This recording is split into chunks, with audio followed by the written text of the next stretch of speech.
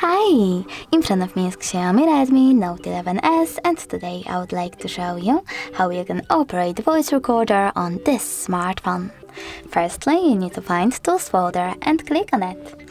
Then select Recorder app and click on this red button. After that, you need to select Allow for the app to work properly. And recording is now on. If you wish to pause it or unpause it, tap on the red button.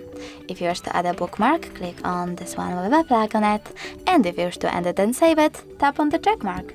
From here, you can delete your recording right away by tapping on delete, or you can also name it and save it by clicking on OK.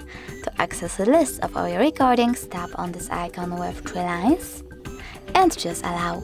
Now you can play it by clicking on it. If you wish to delete it though, you need to go back, hold it, click on this delete icon at the bottom right corner and select delete in the pop-up. Thanks so much for watching. If you enjoyed this video, leave a like, comment and subscribe. Bye!